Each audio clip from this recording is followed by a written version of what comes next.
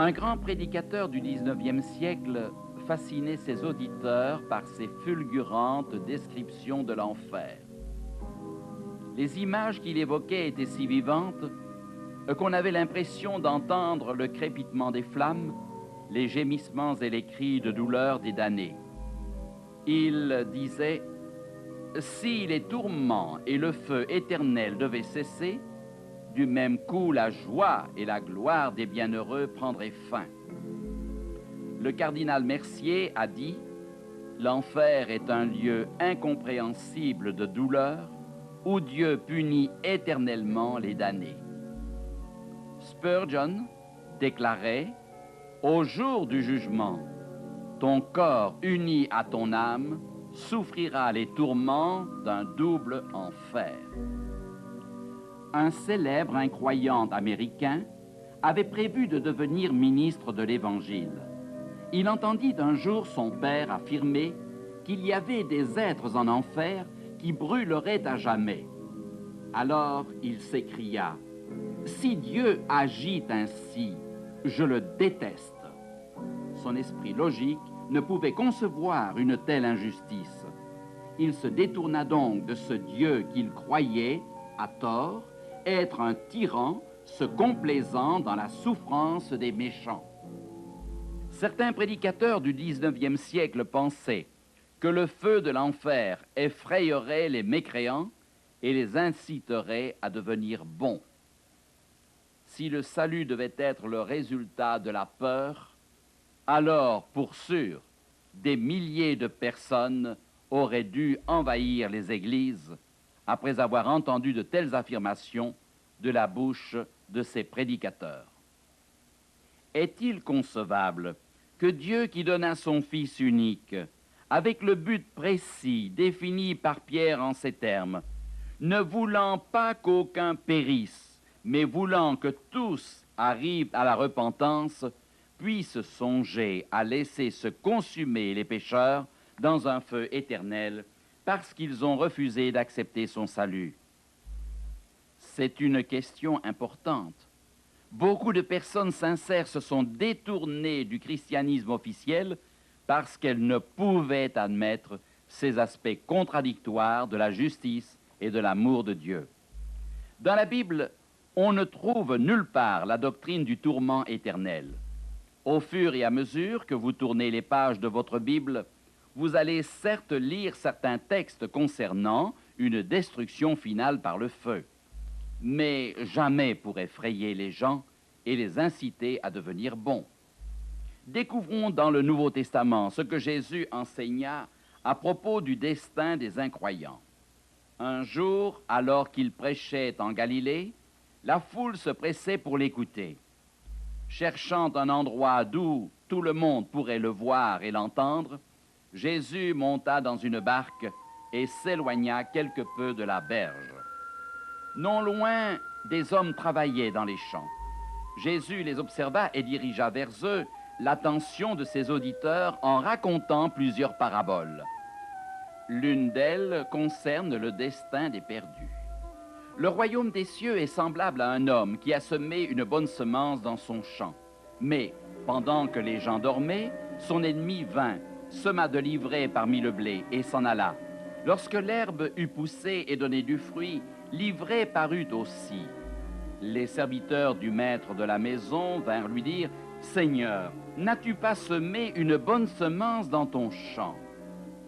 D'où vient donc qu'il y a de l'ivraie ?» Il leur répondit « C'est un ennemi qui a fait cela. » Les serviteurs voulaient arracher l'ivraie, mais le maître dit « À l'époque de la moisson, je dirai aux moissonneurs, arrachez d'abord l'ivraie et liez-la en gerbe pour la brûler, mais amassez le blé dans mon grenier. » Plus tard, les disciples demandèrent à Jésus de leur expliquer cette parabole. Jésus leur répondit « Celui qui sème la bonne semence, c'est le Fils de l'homme. Le champ, c'est le monde. La bonne semence, ce sont les fils du royaume. L'ivraie, ce sont les fils du malin. L'ennemi qui l'a semé, c'est le diable. La moisson, c'est la fin du monde. Les moissonneurs, ce sont les anges. Remarquez ce que Jésus ajoute. Or, comme on arrache l'ivraie et qu'on la jette au feu, il en sera de même à la fin du monde. Jésus dit que la punition viendra à la fin du monde. Les méchants représentés par l'ivraie seront détruits dans le futur. Dans le temps actuel, les feux de l'enfer ne sont pas en train de brûler. Il n'y a pas de tourments éternels. Les perdus qui sont déjà morts ne sont pas actuellement soumis au feu de l'enfer. Pierre dit, « Le Seigneur sait délivrer de l'épreuve les hommes pieux et réserver les injustes pour être punis au jour du jugement. » Selon la Bible, quand un homme meurt, il ne reçoit pas de suite ce qu'il mérite. D'abord, il doit être jugé. C'est logique. Pensez un instant. Un Dieu juste ferait-il souffrir une personne en enfer et, des siècles plus tard, déciderait si elle mérite vraiment cette punition? Ce serait aller à l'encontre de la plus élémentaire justice. La théorie qui dit qu'un homme va immédiatement en enfer ou au ciel après sa mort ne tient pas compte de l'amour et de la justice de Dieu. On donne à Dieu des sentiments contraires à ce qu'il est. Job dit ce qui arrive quand un homme meurt. Il est porté dans un sépulcre et il veille encore sur sa tombe. Remarquez ce que dit Job à propos des méchants. Au jour du malheur, le méchant est épargné. Au jour de la colère, il échappe. Ainsi, quand Jésus reviendra, il donnera à chacun selon ce qu'aura été sa vie, car le Fils de l'homme doit venir dans la gloire de son Père avec ses anges, et alors il rendra à chacun selon ses œuvres. La Bible enseigne que les pécheurs qui ne se repentent pas seront punis. Comment pourrait-il en être autrement? La justice de chaque pays exige que celui qui transgresse la loi soit puni. Dieu ne se réjouit pas du châtiment qui frappe les méchants comme certains prédicateurs l'ont affirmé. Au contraire, plein d'amour pour ses créatures, il en souffre. Ésaïe l'appelle son œuvre étrange. Mais Dieu est juste et il n'a pas d'autre choix. Les habitants de la terre se révoltèrent contre les règles d'amour établies par Dieu. Ils refusèrent d'obéir à ses lois et le péché engendre des conséquences. Car le salaire du péché, c'est la mort. Cependant, le cœur d'amour de Dieu sympathise avec l'homme. Pierre a écrit, « Le Seigneur use de patience envers vous, ne voulant pas qu'aucun périsse, mais voulant que tous arrivent à la repentance. » Dieu a donné son Fils pour mourir à notre place sur la croix du Calvaire, afin de satisfaire aux exigences d'une loi transgressée. C'est pour cette raison que nul ne doit mourir à jamais. Chacun est parfaitement libre d'accepter ou de rejeter le pardon et le salut offert par Dieu. Un Dieu aimant et compatissant insiste auprès de l'homme pour qu'il choisisse le salut. « J'ai mis devant toi la vie et la mort. Choisis la vie afin que tu vives, toi et ta postérité. » Dieu n'a pas dit que le salaire du péché serait une vie éternelle de tourments. L'amour et la justice de Dieu seraient une utopie s'il était permis que le pécheur brûlât pour toujours. Ce serait une cruauté inadmissible. Même la justice humaine, si imparfaite soit-elle, ne condamnerait pas le pire des criminels à une telle sentence. Cependant, beaucoup accusent le Dieu aimant et compatissant d'une telle cruauté. La vraie punition que les pécheurs subiront sera la perte de la vie éternelle. Ils auront vécu quelques années sur la terre, affronté souffrances et déceptions, mais au lieu de choisir la vie éternelle, ils auront fait le mauvais choix en écoutant la voix de l'ennemi. Mais direz-vous, Jésus a affirmé que les pécheurs, représentés par l'ivraie, seront rassemblés et brûlés à la fin du monde. N'est-il pas question de l'enfer? La parole de Dieu dit que le feu éternel sera préparé pour le diable et ses anges. Ils ne seront pas les seuls.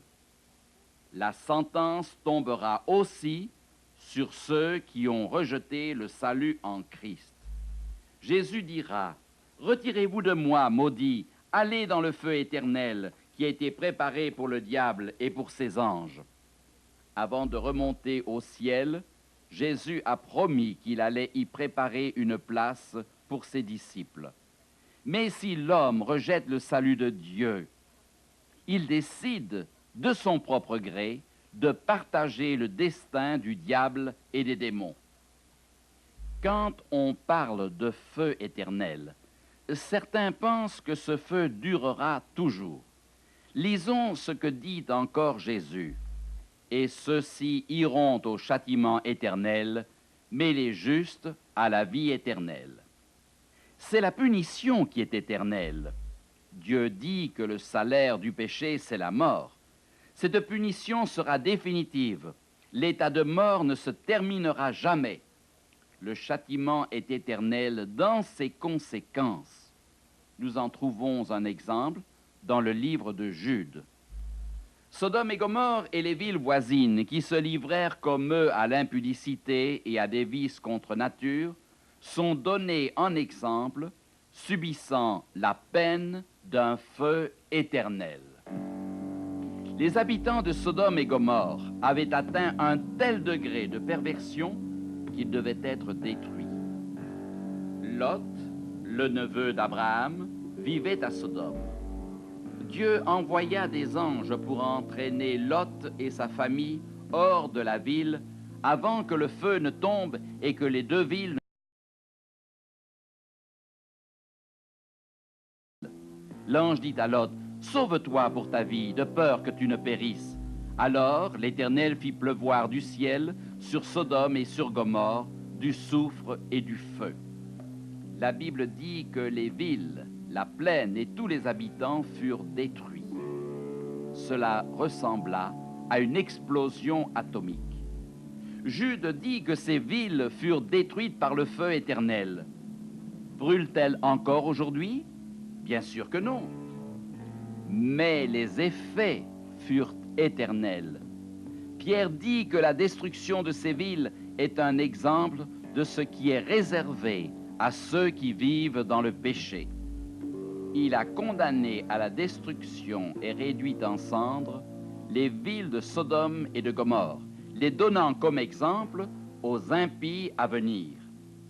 Un jour, alors qu'il enseignait ses disciples, Jésus leur fit remarquer, « Si ta main est pour toi une occasion de chute, coupe-la.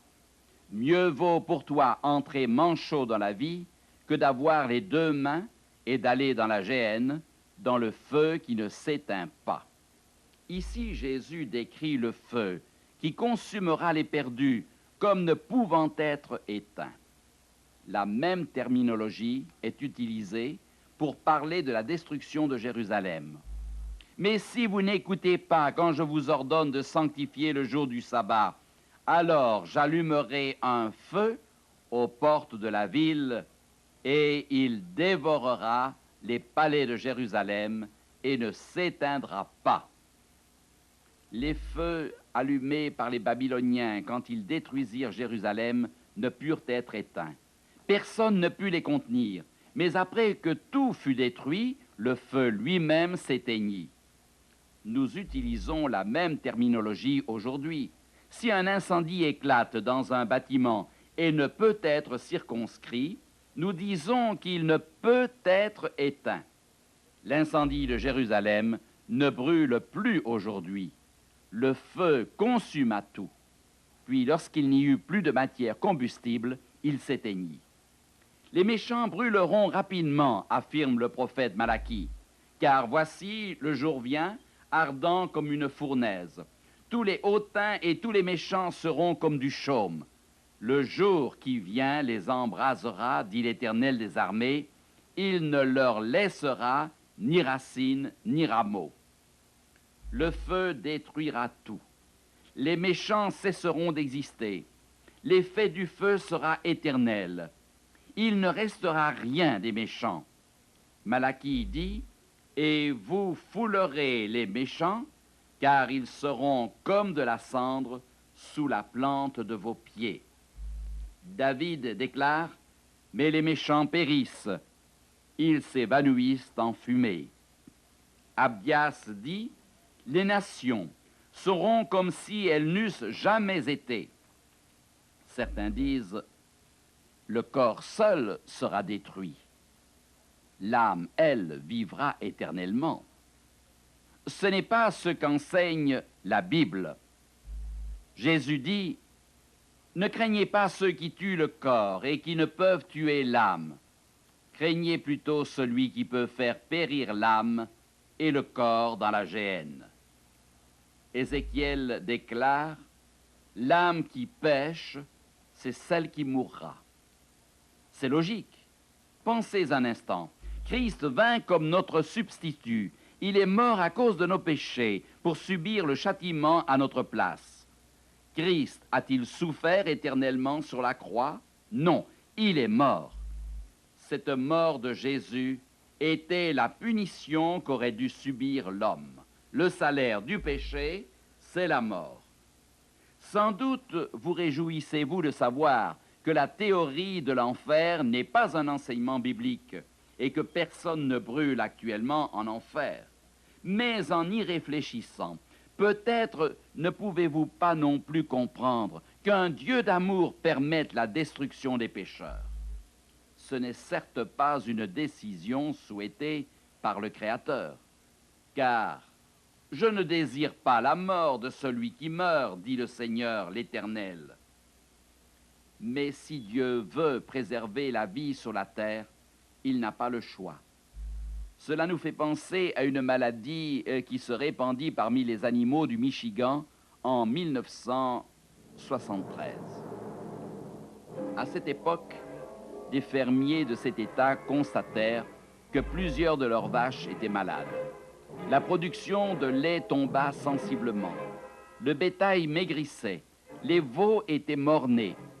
Les animaux dépérissaient et personne n'en trouvait la cause. Un fermier s'accrocha au problème et 11 mois plus tard, on identifia le mal. Le bétail avait été empoisonné par une substance qui avait été accidentellement mélangée aux rations animales. Une fois l'usine contaminée, le poison se répandit. Aussitôt que la gravité du mal fut connue, il devint évident que, sans une action radicale, la vie des animaux et des hommes de cette région serait en péril. Les fermiers qui voyaient périr leur bétail firent tout leur possible pour enrayer la contamination, mais sans succès. Finalement, ils durent se résoudre à sacrifier tout le bétail contaminé afin de protéger la vie des êtres humains et des autres animaux. Les fermiers ne souhaitaient pas abattre leurs bêtes. Ils étaient attachés à leurs animaux, desquels dépendait leur existence. Mais il n'y avait pas d'autre solution. Plusieurs fermiers perdirent plus de 30 000 têtes de bétail et une grande quantité de volailles. Dieu aime le pécheur. Il veut nous aider et souhaite que chaque homme fasse le bon choix.